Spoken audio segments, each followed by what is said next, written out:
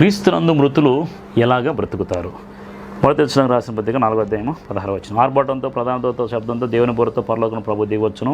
మృతులైన వారు మొదట లేస్తారు. మృతులైనటువంటి వారు అక్షయ దేహాలు ధరించుకొని రెప్పపాటులో ఎత్తబడతారు. దేవుడి శరీరానికి శక్తినిస్తాడు. కాబట్టి మనం ప్రతి వారము కానీ నెలలో కానీ మందిరాల్లో ప్రభు బలలో చేవేస్తున్నాం. నా శరీరం తిన రక్తం త్రాగడం నిత్య జీవనం, అంత్యదినం నేను వాడిని లేపుతున్న వాక్యం సెలవిస్తుంది. కాబట్టి మనం ప్రభు బలలో ఎందుకు చేవేస్తున్నాం? ప్రభు శరీరం ఎందుకు తింటున్నాం? ఆయన రక్తాన్ని ఎందుకు తింటున్నాము, ఎందుకు తాగుతున్నామంటే సాదృశ్యంగా యేసుక్రీస్తు ఎలాగైతే మరణం జయించి తిరిగి లేచాడో, ఆయన విశ్వాసం ఉంచిన ప్రతి ఒక్కరు కూడా, ఆయన రక్తంలో కడగబడిన ప్రతి ఒక్కరూ, ఆయన శరీరం తిన్న ప్రతి ఒక్కరు, ఆయన రక్తంలో త్రాగిన ప్రతి ఒక్కరూ విశ్వాసం ద్వారా క్రీస్తు యొక్క శక్తిని వారి దేహంలోకి పొందుకుంటున్నారు. కాబట్టి బోర శబ్దము మోగగానే మన దేహము అక్షయమైన దేహంగా మార్చబడదు. కాబట్టి రాకడలో మనము సజీవులుగా ఎత్తబడతాం. మరణించిన వారు క్రీస్తు శక్తిని పొందుకొని లేస్తారు.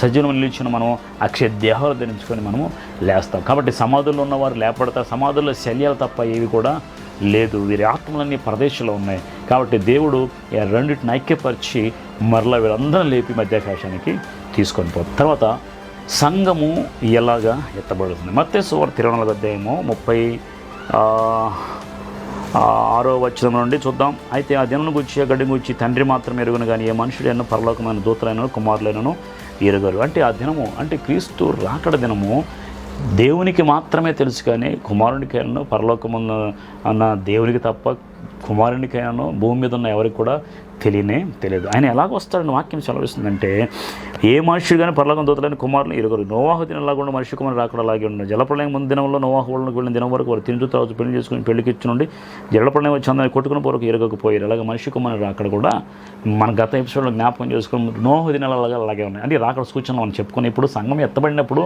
అసలు ఎలాగ ఎత్తబడితే మనం ఆలోచిస్తే చూడండి, వాక్యం చూద్దాము. 40వ వచనం 24వ అధ్యాయము మత్తయి సువార్త 40వ వచనం. ఆ కాలం ఇద్దరు పొలంలో ఉందరు, ఒకటి తీసుకొని పోబడి ఒకటి విడిచిపెట్టబడి, ఇద్దరు సీలు తిరగలిస్తున్న ఒకటి తీసుకొని పోబడి ఒకటి విడిచిపెట్టబడి. కావున ఏ కాలం ఏ దినమున మీ ప్రభు వచ్చి మీకు తెలియదు కనుక మెలకుగా ఉండుడి. చూడండి, ఇప్పుడు సంఘం ఎలాగ ఎత్తబడుతుంది? ప్రపంచం అంతా కూడా ఒకటే అలారం క్లాక్. ఇప్పుడు అమెరికా దేశానికి మనకి దాదాపు 11 నుండి 12 గంటల వ్యవధి. ఇప్పుడు మన సమయం సాయంకాలం 8 అయితే ఉదయం అమెరికాలో 7 గంటలు అవ్వచ్చు, లేదా 8 గంటలు అవ్వచ్చు, 9 గంటలు అవ్వచ్చు. కాబట్టి ఒక దినమంతా తేడా ఉంది. అలాగే మనం ఉన్న ఇండియా దేశంలో మనకున్న ఈ సమయం దాదాపు ఇప్పుడు మధ్యాహ్నం 12 గంటలు అయితే, సింగపూర్ దేశానికి వెళితే దాదాపు 2.5 గంటలు తేడా. మనకంటే ముందు సింగపూర్ 2.5 గంటల ముందు ఉంది, ఆస్ట్రేలియా ఇంకా 2.5 గంటల ముందు ఉంది, అక్కడ న్యూజిలాండ్ కొంచెం ముందుకు వెళ్ళిపోతుంది. ఇక్కడ మనం వెనక్కి వస్తే మనకు మధ్య ప్రాంతంలో, మధ్య ఆసియా ప్రాంతంలో ఇజ్రాయెల్ వచ్చరికి 3.5 గంటల తేడాతో వెనక్కి ఉంది. అక్కడ నుండి ఇంకా ఆఫ్రికా దేశం, అక్కడ నుండి అమెరికా దేశం అంటే చూస్తే గంటలు వెనక్కి. ఇప్పుడు మనం ఉన్న ప్రదేశాన్ని బట్టి ఒకటే టైంలో మనకంటే ముందున్నటువంటి దేశాలు ఉన్నాయి, మనకంటే వెనకున్న దేశాలు ఉన్నాయి. బైబిల్ ఏం చెబుతుందంటే, యేసుక్రీస్తు వచ్చే సమయానికి పొలంలో ఇద్దరు పని చేస్తూ ఉంటారు. ఇద్దరు తిరగలిసితే ఒకళ్ళు ఎత్తబడతారు. పొలంలో ఇద్దరు పని చేస్తుంటే ఒకళ్ళు పడక మీద ఒకళ్ళు పడుకుంటే వాళ్ళు అంటే ఉదయము, మధ్యాహ్నం, సాయంకాలం. క్రీస్తు రాకడ వచ్చేది ఒక సమయంలోనే, కానీ ప్రపంచమంతా భూమి రౌండ్గా తిరుగుతుంది. కాబట్టి ఇక్కడ పగలైతే అక్కడ రాత్రి. ఉదయకాలంలో కొంతమంది పని చేస్తూ ఉంటారు, మధ్యాహ్న కాలంలో కొంతమంది పని చేస్తూ ఉంటారు, నైట్ టైం కొంతమంది నిద్రపోతూ ఉంటారు. కాబట్టి ఏ సమయంలో దేవుని రాకడ వచ్చిన టైం క్లాక్ని బట్టి ఈ సమయంలో వస్తే కొంతమందికి రాత్రి, కొంతమందికి ఉదయం, కొంతమంది మధ్యాహ్నం. కాబట్టి యేసుక్రీస్తు ఇచ్చిన సమయము ఆ భూమి మీద ఒక్కొక్క కాలాలుగా పరిగణించబడింది. కాబట్టి పనిచేసేవాడు, నిద్రించేవాడు, ఉదయకాలంలో ఇచ్చినవాడు ఏ సమయంలో అయినా ప్రభువు బోర శబ్దం వినపడగానే సిద్ధపడినట్టుగా ఒక్కసారి ఎక్కడ ఉన్నవాడు అక్కడికి ఎత్తబడతాడు. ప్రపంచం అంతా కూడా మాయమైపోతుంది. చాలా 10 మంది కన్యకలు 5 వెళ్ళిపోయారు, ఇద్దరు పడక మీద అంటే ఒకళ్ళు వెళ్ళిపోయారు. అంటే ఆ 50-50 నిష్పత్తిలో చూసుకున్నా కానీ దాదాపుగా కొంతమంది మాత్రమే వెళ్తారు, అందరూ వెళ్ళడానికి అవకాశము.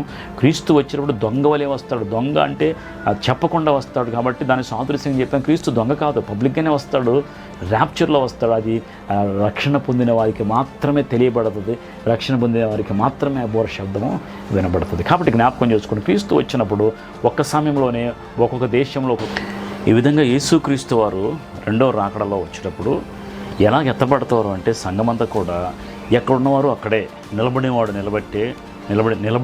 నిలబడినట్టే, కూర్చున్నవాడు కూర్చున్నట్టే, పడుకున్నవాడు పడుకున్నట్టే, పని చేస్తున్నట్లే, ప్రయాణం చేస్తున్నట్లే. ఎక్కడ ఏ స్థితిలో ఉన్నవారు ప్రపంచం అంతా వారందరూ కూడా అట్టి స్థితిలోనే వారంతా కూడా పైకి ఎత్తబడతారు. ఒక్క రెప్పపాటులో, కనురెప్పపాటులోనే వారు ఎత్తబడతారు. కాబట్టి జ్ఞాపకం చేసుకోండి, గుర్తుపెట్టుకోండి. నీవు కూడా సిద్ధపడితే ఆ దినాన్న ఎత్తబడతావు. మొదటి తెస్సలోనికీయులకు రాసిన పత్రిక 5వ అధ్యాయము 1వ వచనం 2వ వచనం చదివినట్టే, సహోదరులారా, ఆ కాలం గురించి, ఆ సమయం గురించి మీకు రాయనక్కర్లేదు. రాత్రి వేళ దొంగ ఎలాగో వచ్చునో అలాగే ప్రభు దినం వచ్చిన మీకు బాగా తెలియను. లోకులు నెమ్మదిగా ఉన్నది, భయమేమీ లేదని చెప్పుకొని వచ్చిన గర్భిణీ స్త్రీకి ప్రసవవేదన వచ్చినట్లు వారికి ఆకస్మికంగా నాశనము తటస్థించిన వారెంత మాత్రమూ తప్పించుకొనలేరు. కాబట్టి మీరేం చేయాలంట, సహోదరులారా, ఆ దినము దొంగ వల్ల మీ మీదకి వచ్చటం మీరు చీకట్లో ఉన్నవారు కారు, మీరందరూ వెలుగు సంబంధులు, పగటి సంబంధులు అన్నారు. మనము రాత్రి వారముగా చీకటి వారము కావున ఇతరుల వల్ల నిద్రపోక మెలకుగా ఉండి మత్తులము కాక ఇందము. నిద్రపోవారు రాత్రి వేళ నిద్రపోదురు, మత్తుగా ఉండవు రాత్రి వేళ మత్తుగా. మనము పగటి వారం ఉన్నాం కనుక మత్తులమై ఉండక విశ్వాస, ప్రేమ కావచ్చు, నిరీక్షణ కావచ్చు, నిరీక్షణ శిరస్త్రాన్ని ధరించుకుందాము. చూడండి, దేవుడు యేసుక్రీస్తు రక్షణ పొందుటకి కానీ దేవుడు మనల్ని నియమించిన కానీ ఉగ్రత పాలొగటకు నియమించలేదు. దొంగవలే వస్తాడు. చీకటి సంబంధులు మనం కాము, వెలుగు సంబంధులము. అంటే నిద్రిస్తున్నవారు కొనికి నిద్రించే వాళ్ళలాగా వెళ్ళిపోతారు. యేసుక్రీస్తు దొంగలాగా వచ్చినప్పుడు మనందరం కూడా రెప్పపాట్లు వెళ్ళిపోతాము. దొంగవలే వస్తే కానీ దొంగ కాదు, దొంగవలే సాదృశ్యంగా చెప్పి ఉన్నాడు. కాబట్టి ఇక్కడ వాక్యము మనం గమనించినట్టయితే మనము పగటి సంబంధులు మత్తులము కాక అనగా దాని అర్థము రాత్రి వేళ నిద్రపోకుండా ఎదురు చూస్తూ ఉండాలా కన్యకల వల్లే అని చాలామంది అనుకుంటారు. మీరు నిద్రపోకుండా ఎదురు చూస్తూ ఉన్నట్టు కాదు. ఈ శారీరక నిద్ర గురించి, ఈ మెలకు గురించి చెప్పట్లేదు. కానీ ప్రభువు ఎప్పుడు వస్తాడో తెలియదు కాబట్టి మీరు జాగ్రత్త కలిగి ఆ సమయమునకు ఎరిగి ఉండాలి. ఒకవేళ నీవు సిద్ధపాటు కలిగి రక్షణ పొంది పవిత్ర జీవితం జీవిస్తూ దేవునికి ఇష్టమైన జీవితం జీవిస్తూ రాత్రి వేళ నిద్రపోతూ పడుకో. దేవుని రాగానే ఆయన బోరశబ్దం వినగానే నీకు వినపడుతుంది, నువ్వు మెలకుకుండా లేచి ఎత్తపడతావు. అదే నీవు రక్షణ పొందకుండా దేవునిలో ఎదగకుండా నిష్టానుసారంగా జీవిస్తూ దేవుని రాకడ వచ్చిన ఎత్తపడతారంటే అవకాశం అనేది లేదు. మెళకు కలిగి ఉండటం అంటే సిద్ధపాటు కలిగి రెడీగా ఉండి మనము ఆ సమయానికి దేవుని ఎదుట కనపరుచుకోవాలి. అప్పుడు మాత్రమే నువ్వు ఎత్తపడతావు. కాబట్టి ఎక్కడ ఉన్నవాళ్ళు అక్కడే ఆటోమేటిక్గా అందరూ కూడా ఎత్తపడతారు. నేను వాక్యం చెబుతున్నట్లయితే ఈ సమయంలో దేవుని రాకడ వస్తే నేను మాయమైపోతాను. మీరు చూస్తున్నట్లయితే, మీరు ప్రభువుని అంగీకరించి నమ్మినట్లయితే మీరు కూడా మాయమైపోతారు. ఏంటి శక్తి అంటే దేవుని పునరుద్ధాన శక్తి నీలో నాలో ఉంచాడు. కాబట్టి ఆ శక్తే మనం లేపుతుంది. ఈరోజు జ్ఞాపకం చేసుకోండి, నీవు ప్రభు బలారాధనలో పాలుపొంగులు పొందుతున్నావు అంటే దేనికోసం తెలుసా? నువ్వు వారంలో ఒకసారైనా పాల్గొను, లేదా రోజు పాల్గొను, నెలకు ఒకసారి పాల్గొను, అందులో నువ్వు పార్టిసిపేట్ చేయాలి.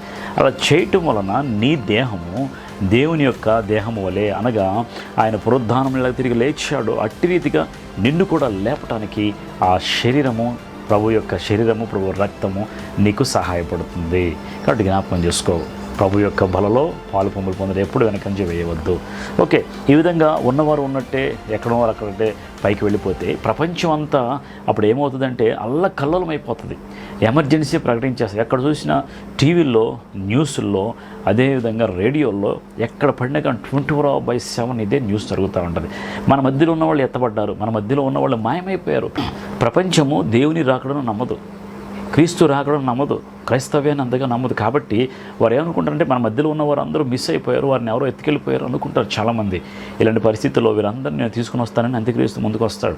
కాబట్టి ఈరోజు మనం జ్ఞాపకం చేసుకుందాం, నీవు ఎత్తబడే లిస్టులో ఉండడానికి నువ్వు ప్రయత్నం చేయి. ఎత్తబడే గుంపులో ఉండడానికి నువ్వు సిద్ధపాటు కలిగి ఉండాలని ప్రభుపేట మనవి చేస్తూ ఉన్నాను. అయితే ఇక్కడ వాక్యం గమనించినట్టయితే ప్రభువు దొంగవలే వస్తాడు, వచ్చిన ప్రతి ఒక్కరిని తీసుకొని వెళ్ళిపోతాడు. ఎవరిని తీసుకెళ్తారంటే సిద్ధపడిన వారిని. ఎక్కడ తీసుకెళ్తారు? మధ్యాకాశాన్ని తీసుకెళ్తాడు. మధ్యాకాశంలో తీసుకెళ్ళి అక్కడ పెడతాడు. ఇప్పుడు ప్రపంచమంతా అల్లకల్లోలం అయిపోయింది. ప్రతి ఇంట్లో, ప్రతి కుటుంబంలో ఎవరో ఒకళ్ళు ఎత్తపడ్డారు. కుమార్తె కానీ, కుమారుడు కానీ, తల్లి కానీ, తండ్రి కానీ, అన్నద కానీ, తమ్ముడు కానీ, ఏదో ఒక విధంగా ఎవరో ఒకళ్ళు ఎత్తపడితే వారి కుటుంబంలో ఉన్న వాళ్ళందరూ ఇప్పుడు వారికి దగ్గరలో ఉన్నటువంటి పోలీస్ స్టేషన్ శిబిరాలు ఏర్పడతాయి. గవర్నమెంట్ అంతా అక్కడక్కడ శిబిరాలు ఏర్పాటు చేస్తే వారి దగ్గరికి వెళ్ళి మీరు మిస్ అయిన వాళ్ళందరినీ ఆ పేర్లు, వారి ఆధార్ కార్డ్స్ అన్నీ వాళ్ళకి ఇచ్చేసి వారి పేరు ఇచ్చేస్తారు. మేము వాళ్ళు ఏమంటారు తెలుసా? మీరేం భయపడకండి, వారిని ఎలాగైనా మేము తీసుకొస్తాం అని అంత్యకరిస్తూ ఒప్పందం చేస్తాడు. ఈరోజు నీ కుటుంబంలో వాళ్ళు ఎత్తపడతారు. ఒకవేళ రక్షణ పొంది, అనుభవ జ్ఞానం పొంది, దేవునిలో సిద్ధపాటు లేకుండా నువ్వు అలాగే దేవునిలో జీవించకుండా నీ ఇష్టానుసారంగా జీవిస్తూ ఉన్నట్టయితే ఎత్తబడిన తర్వాత నువ్వు ఒక్కడివి అక్కడ ఏమైపోతావు. ఒకసారి ఇద్దరు ఉన్నారనుకున్న ఒకళ్ళు ఎత్తపడితే ఇంకొకరు విడవబడితే ఆ సమయంలో నీవు వచ్చి ఎంత మొరపెట్టి ప్రార్థన చేసినా ప్రభా కనికరించు, నన్ను కనికరించి నా కోసం మరలరా నువ్వెంత వెతికి ప్రార్థన చేసినా నీ ప్రార్థనకు సమాధానము రాదు. ప్రభువు నీ కోసము తిరిగి రాడు. ఒకసారి విడవబడిన తర్వాత నువ్వెంత ప్రయత్నం చేసినా ప్రభు మరలా నీ కోసం తిరిగి వచ్చే అవకాశం లేదు. 10 మంది కన్యకల్లో 5 సిద్ధపాటు కలిగి వెళ్ళిపోయారు. ఇంకో 5 సిద్ధపాటు లేదు, వారి దగ్గర నూనె లేదు. కానీ వారు ప్రభు వచ్చిన తర్వాత వెళ్ళి తెచ్చుకున్నారు. కానీ తెచ్చుకుని వెళ్ళి తలుపు కొట్టినప్పుడు మీరెవరో నాకు తెలియదు అన్నాడు ప్రభు. కాబట్టి ఈరోజు జాగ్రత్తగా నేను సిద్ధపాటు చేసుకోవాలి. ప్రభు తెలీదు అంటే, మనుషులు తెలియదు అంటే ప్రభు నీ పక్షంగా నిలబడతాడు. దేవుడే నువ్వంటే ఎవరో తెలీదు అంటే నిన్ను ఉమ్మివేస్తే నేను రక్షించిన ఆదురు ఈ లోకంలో ఎవరు కూడా లేరు. కాబట్టి ప్రభు నువ్వెవరో తెలియదు అని చెప్పవద్దు. నీ పేరు తెలుసు, ఆయనకి అన్ని సమస్తం తెలుసు. కాదు నువ్వు రక్షణ పొందకపోతే ఎవరు కూడా ఏమీ చేయలేరు. గుర్తుపెట్టుకో, దేవుని యొక్క రాకళ్ళు ఎత్తపడడానికి సిద్ధపాటు కలిగి ఉండండి. ఇప్పుడు ప్రపంచం అంతా అల్లకల్లోలం అయిపోయింది. అన్ని చోట్ల రక్షణ పొందిన వారు లేపబడ్డారు. ఇప్పుడు ప్రయాణం చేసేవాడు డ్రైవింగ్ చేస్తూ ఉంటే డ్రైవింగ్ చేసేటప్పుడు ఆ కారు అతను పైకి వెళ్ళిపోతే కారు వెళ్ళి ముందు కారు గుద్దేస్తుంది. యాక్సిడెంట్స్. ట్రైన్ నడిపేటువంటి డ్రైవరు పైకి వెళ్ళిపోతే ఆ ట్రైన్ వెళ్ళిపోయి స్టేషన్ రాకుండా ఇంకా వెళ్ళిపోతూ ఉంటుంది. ఒక ఫ్లైట్ నడిపే పైలట్ ప్రభు దగ్గరికి వెళ్ళిపోతే మధ్యకేషన్కి వెళ్ళిపోతే ఫ్లైట్ కూలిపోతుంది.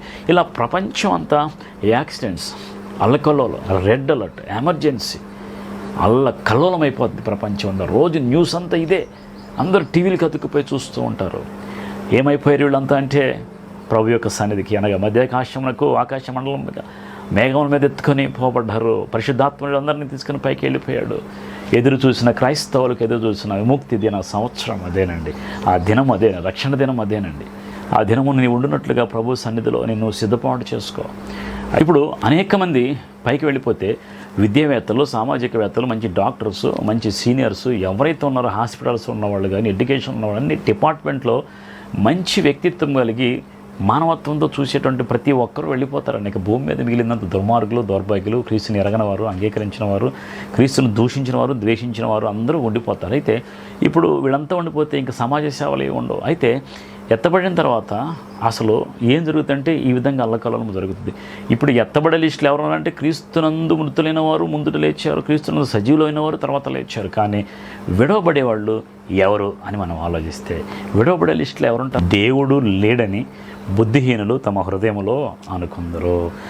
దేవుడు లేడు అని బుద్ధిహీనులు అంటే తమ హృదయంలో అనుకుంటారంట. అలాంటి వారందరూ కూడా దేవుడు లేడు అనేటువంటి నమ్మేవాళ్ళందరూ కూడా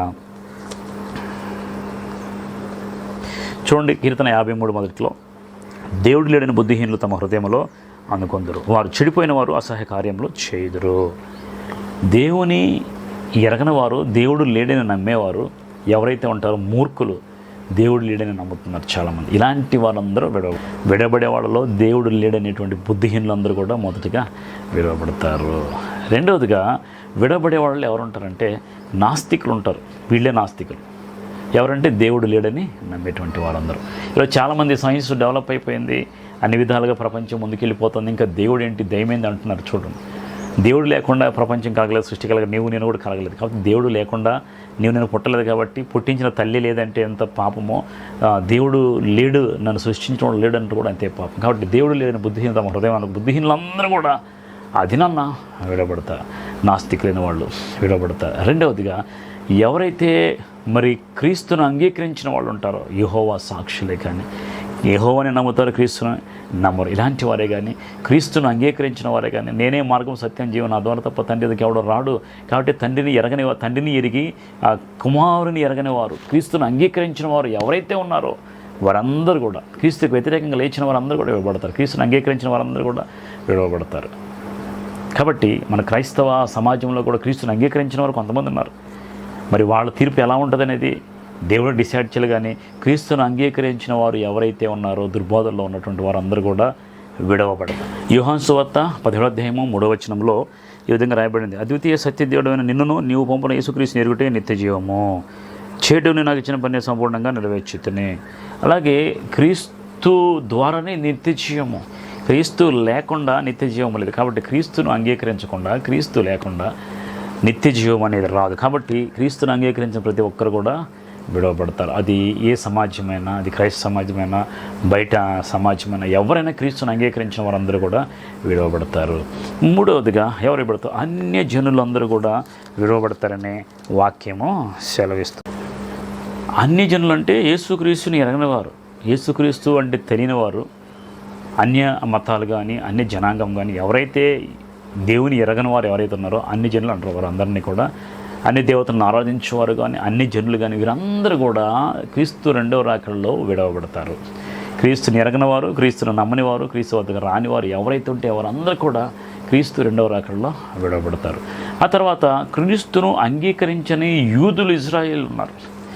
మెస్సియా ఇంకా రాలేదు అని చెప్పి నమ్మేవాడు ఉన్నారు. యేసుక్రీస్తు వచ్చి సువార్త ప్రకటన చేసి ఆయన చనిపోయి తిరిగి లేచి యెరూషలేము ప్రాంతంలో ఆయన సమాధి ఉంది, ఆయన పుట్టిన ప్రాంతం అన్నీ ఉన్నాయి, కానీ యెరూషలేము ప్రాంతంలోనే నమ్మని యూదులు చాలామంది ఇప్పటికే ఉన్నారు. ఇప్పటికి సువార్త ప్రకటిస్తుండే యూదులు చాలామంది అంగీకరి. కారణం ఏంటంటే సాతాను వారు మోసపుచ్చేసి కొంతమంది అలా సిద్ధపాటు చేయబడ్డారు. అంత్యక్రీస్తు వచ్చినప్పుడు వాడి మాటలు నమ్మి వాడికి లోబడేటువంటి అన్ని జనులు వాడికి లోబడేటువంటి యూదులు చాలామంది ఇప్పుడు యెరూషలేములో ఉన్నారు. వారందరూ కూడా విడవబడతారు. కారణం ఏంటంటే క్రీస్తును నమ్మని వాళ్ళు. యేసుక్రీస్తు ద్వారా నిత్య జీవము, క్రీస్తును అంగీకరించిన ప్రతి ఒక్కరు, యూదుడైనా క్రైస్తవుడైనా అన్యజనులైనా ఎవరైనా క్రీస్తు లేకుండా నేనే మార్గము, సత్యము, జీవము, నా ద్వారా తప్ప తండ్రి యొద్దకు ఎవరు రాడు అని ప్రభు చెప్పాడు. కాబట్టి క్రీస్తును అంగీకరించిన వారు క్రైస్తవులైనా, పుట్టు క్రైస్తవులైనా, తర్వాత క్రైస్తవులు అంటే విడబడతారంటే నిజంగా విడబడదు. ఎందుకంటే క్రీస్తుని అంగీకరించిన క్రిస్టియన్స్, నువ్వు క్రీస్తు అంగీకరించకుండా నువ్వు క్రిస్టియన్గా పుట్టినా కానీ నీకు పరలోక రాజ్యము లేదు. కాబట్టి క్రీస్తుని అంగీకరించిన వాళ్ళు ఎవరైనా అన్యజనులైనా, యూదులైనా, క్రిస్టియన్స్ అయినా, ఇంకెవరైనా, వేరే జాతి వాళ్ళైనా, వేరే మతం ఎవరైనా కానీ వారందరూ కూడా విడవబడతారు. క్రీస్తు రక్తం చేత కడగబడ్డవారు మాత్రమే ఎత్తబడతారు. ఆ తర్వాత నామకార్థ క్రైస్తవులు అంటే వారికి బైబిల్ తెలుసు, వాక్యం తెలుసు, చర్చికి వెళ్తారు, రక్షణ పొందమంటే రక్షణ పొందరు, ప్రభు దగ్గరికి రారు, అన్నింటికి దూరంగా ఉంటారు, అన్ని చర్చి కార్యక్రమాల్లో పాల్గొంటారు, పాటలు పడతారు, వాక్యం చెప్తారు, ఆ వాక్యానికి లోబడతారు, ఒక్కోసారి కానుకలు ఇస్తారు, అన్నిట్లో బాగా చేస్తారు, అన్నీ తెలుసు వారికి, పండుగలు చేస్తారు, ప్రభు దగ్గరికి వస్తారు, ఉత్సవాలు చేస్తారు, అన్నీ చేస్తారు. కానీ క్రీస్తులో కడగబడి ప్రత్యేకపరచుకొని పరిశుద్ధపరచపోరు. ఇలాంటి వారందరూ నామకార్థ క్రైస్తవులు ఎలాంటి వాడు అంటే దొంగ నోట్లు లాంటి వాడు, చలన నోట్లు లాంటి వాడు అనమాట. దొంగ నోటు చలామణి అవుతుంది క్రైస్తవులని, కానీ ఒక చోటుకి వెళ్ళి చూస్తే దాన్ని బ్యాంకులో చూసినా, దాన్ని టెస్ట్ చేసి చూసినా అది చెల్లదు. అదేవిధంగా నామకార్థ క్రైస్తవులు అనేవాళ్ళు కూడా ఎప్పుడు మందిరాలకు వెళుతూ, ఎప్పుడు అన్నింటిలో పాల్గొంటూ, అన్ని రాజకీయాల్లో పాల్గొంటూ, దేవునికి వ్యతిరేకంగా లేస్తూ, ప్రభువు రాకడ కొరకు సిద్ధపాటు లేకుండా ఉన్నటువంటి నామకార్థ క్రైస్తవులందరూ కూడా విడవబడతాయి. ఈరోజు నీవు నామకార్థ క్రైస్తవుడు, నిజమైన క్రైస్తవుడు జ్ఞాపకం చేసుకో. ఈవెన్ క్రైస్తవులని చెప్పబడిన ప్రతి ఒక్కడు కూడా ఎత్తబడే అవకాశం లేదు.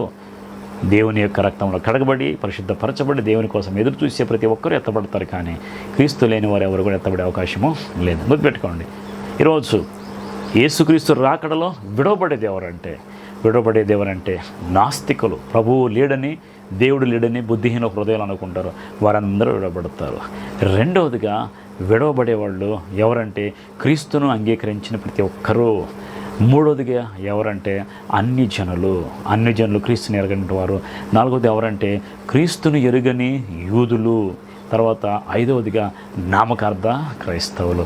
వీరందరూ కూడా దేవుని రాకడలో విడవబడటం అంటే ఏంటంటే యేసుక్రీస్తు నమ్మిన వాళ్ళందరినీ పైకి తీసుకెళ్ళిపోయాడు, మిగతా వాళ్ళందరూ భూమి మీదే ఉంటారు. వీళ్ళందరూ పరిస్థితి ఏంటి అని ఆలోచిస్తే యేసుక్రీస్తు వారు 7 సంవత్సరాలు మధ్యాకాశంలో పెండ్లి కుమార్తెను విందును తీసుకెళ్ళి గొప్ప మహా విందు చేస్తూ, గొర్రెపిల్ల మహోత్సవం, వివాహ మహోత్సవం చేస్తూ ప్రభు పెండ్లి కుమారుడుగా వచ్చి మధ్యాకాశంలో ఉండి, మధ్యాకాశం 7 సంవత్సరాలు వీళ్ళందరినీ అక్కడ పెట్టుకుంటే ఈ 7 సంవత్సరాలు భూమి మీద భయంకరమైన శ్రమలు ప్రారంభం. ఎందుకంటే ఈరోజు ప్రభు వాక్యం సెలవిస్తుంది, అన్యాయం చేయవాడిని చేయను, ఆక్రమించేవాడిని చేయ, పవిత్రుగా ఉండి అపవిత్రుగా ఉండి, ఇదిగో నేను త్వరగా వచ్చున్నాను, వాని క్రియలు చొప్పున వానికి నేను జీతం ఇస్తాను. ఈరోజు క్రైస్తవుల మీద దాడులు చేసిన, ఒకరిని చంపిన, ఎన్ని పాపకార్యాలు చేసిన వెంటనే శిక్ష రావట్లేదు అని చాలామంది బాధపడుతున్నారు. క్రైస్తవులు అనేవాళ్ళు మేము ఎంత కష్టపడుతున్నాం, బాధించబడుతున్నాం, ఎందుకు దేవుడు వారిని విడిచిపెట్టాడు, ఏ చేసి ఉన్నాడు, ఇదిగో నేను త్వరగా వస్తున్నాను, జీతం ఇస్తాను. కాబట్టి దేవునికి వ్యతిరేకంగా లేచిన వాళ్ళందరికీ ఒక దినం ఉంది, తీర్పు దినము. ఆ దినమున ప్రభు వీళ్ళందరినీ పైకి తీసుకెళ్ళిపోయి భూమి మీద ఉన్న వాళ్ళందరికీ ఇప్పుడు చూపిస్తాడు. చూడండి, 7 సంవత్సరాల శ్రమలో ఆయన ఉగ్రత అంతా కుమ్మరిస్తాడు. ఉగ్రత అంతా పాత్రలో కుమ్మరించడం అంటే పాత్రలో పోయటం వేరు, కుమ్మరించడం వేరు. అంటే ఉన్న కోపమంతా భూమి మీద, తనకి వ్యతిరేకంగా లేచిన వారి మీద కోపమంతా దేవుడు వారి మీదకి పోసేస్తాడండి. ఉగ్రతను ఆయన ఉగ్రతను దింపేస్తాడు. దాన్ని మనిషి తట్టుకునే అవకాశం లేదు. కాబట్టి మీరేం భయపడకండి, సిద్ధపడండి ప్రభు రాకడలో. ఎవరైతే నీకు వ్యతిరేకంగా లేచారో వాళ్ళందరినీ అలాగే ఉండనియండి, నో ప్రాబ్లం, దేవుడు చూసుకుంటాడు. మీరు మాత్రం ప్రభుకు నమ్మకంగా జీవించండి, ప్రభు సేవలో కొనసాగండి, ప్రభు యొక్క రక్షణలో కొనసాగండి. తగిన సమయంలో దేవుడు నిన్ను హెచ్చించి ఆయన రాకడలో నిన్ను ఎత్తి ఆ పట్టుకుని ఆయన మధ్యాకాశం తీసుకెళ్ళి. కాబట్టి క్రీస్తు రాకడ ఎలా ఉంటుందని మనం ఆలోచిస్తే, యేసుక్రీస్తు మొదటి రాకడ అంటే 2000 సంవత్సరాల క్రితం శిశువుగా ఆయన 2000 సంవత్సరాల క్రితం ఆయన ఆ కన్య మరియమ్మ గర్భాన మనిషి కుమారుడిగా పుట్టాడు. 3 సంవత్సరాలు జీవించాడు, ఆయన మరణించాడు, సిలువ వేయబడ్డాడు, తర్వాత తిరిగి 3 దినాలు లేచాడు, ఆరోహణమై వెళ్ళిపోయాడు. మళ్ళీ అదేవిధంగానే తిరిగి వస్తానని ప్రభు చెప్పాడు. అయితే యేసు రెండో రాకడంటే ఆయన తిరిగి వచ్చేదాన్ని బైబిల్ గ్రంథంలో క్లియర్గా రాయబడింది. ఆయన తిరిగి వచ్చేదాన్ని రెండో రాకడ అంటే. ఇప్పుడు ఈ రెండో రాకడలో 2 సంఘటనలు జరుగుతాయి. ఆ మొదటి సంఘటన అంటే రహస్య రాకడ, రాప్చర్ అంటారు. రెండో రాకడ అంటే బహిరంగ రాకడ. ఈ రహస్య రాకడికి ఈ రెండవ రాకడలో బహిరంగ రాకడికి మధ్య 7 సంవత్సరాల కాలం ఉంది.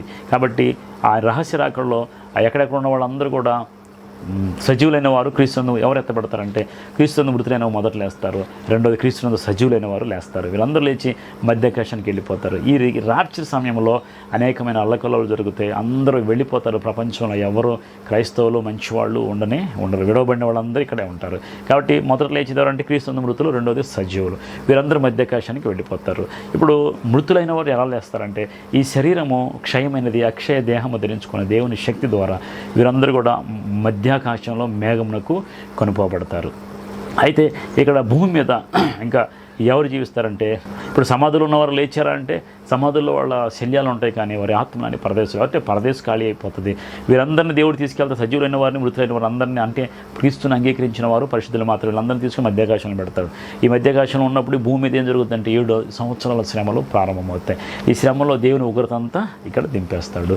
మరి విడవబడే వాళ్ళు ఎవరంటే క్రీస్తు లేడని చెప్పేటువంటి బుద్ధిహీనులు, నామకార్థ క్రైస్తవులు, అన్ని జనులు, క్రీస్తుని ఎరగని యూదులు, వీళ్ళందరూ కూడా ఇక్కడే విడబడతారు. కాబట్టి జ్ఞాపకం చేసుకో, దేవుని యొక్క రాకలు ఎత్తబడ్డకు నీ సిద్ధపడి ఉండమని ప్రభు పేరిట మనవి చేస్తూ ముగిస్తూ ఉన్నాను. దేవుడు మిమ్మల్ని దీవించి ఆశీర్వదించును గాక. ఆమేన్.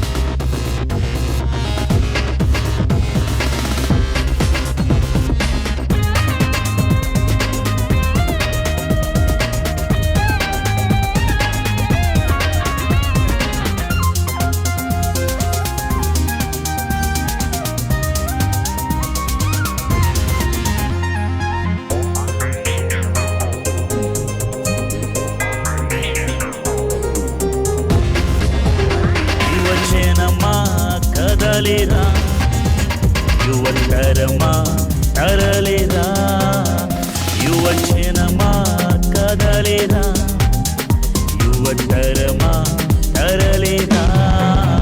ప్రభు యేసుకు నీవు కావాలి, ప్రభు చెంతకు నీవు చేరాలి.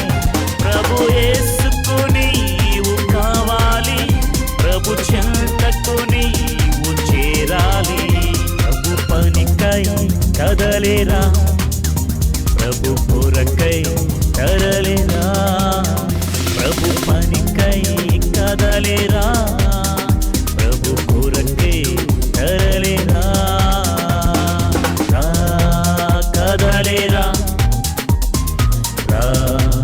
తరలేరా, కదలేరా, తరలేరా.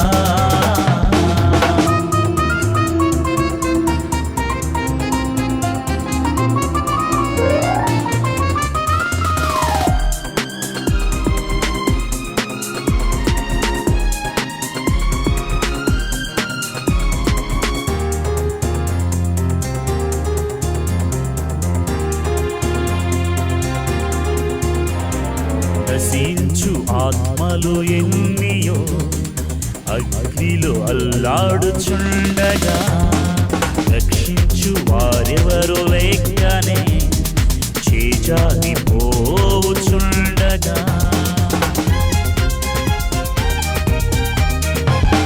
నశించు ఆత్మలు ఎల్నియో అగ్నిలు అల్లాడుచుండగా రక్షించు వారెవరు లేకనే చేజారి పోవుచుండగా నీకేల నిర్లక్ష్యము ఎందుకు అలక్ష్యము ప్రభు మనస్సుని వెరుగుము ప్రభు కొరకై పని చేయుము నీకేల నిర్లక్ష్యము ఎందుకు అలక్ష్యము ప్రభు మనస్సుని వెరుగుము ప్రభు కొరకై పని చేయుము రా కదలిరా రా తరలిరా రా కదలిరా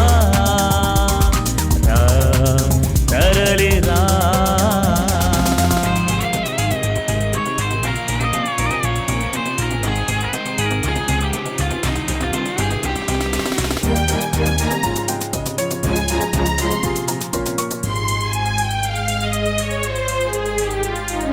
అపవాది గర్జించు సింహమై అంతట తిరుగాడుచుండగా ఎవరిని మృంగుదునో అని కనిపెట్టి పోరాడుచుండగా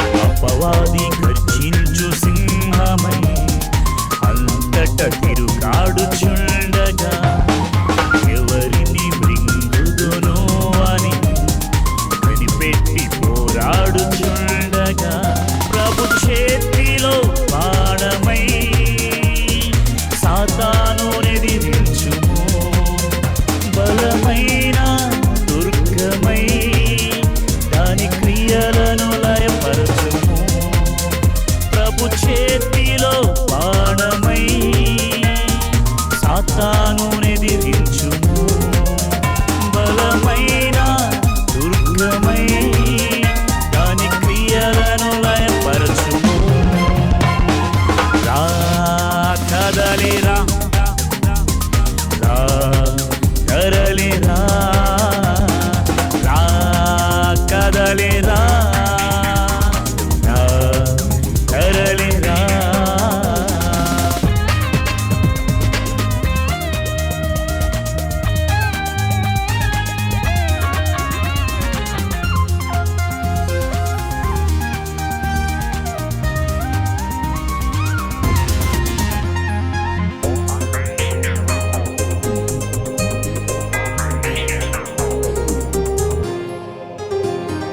వ్యర్థమైన ప్రతి వాటికై పరుగులేల ఓ సోదరా అల్పమైన ఈ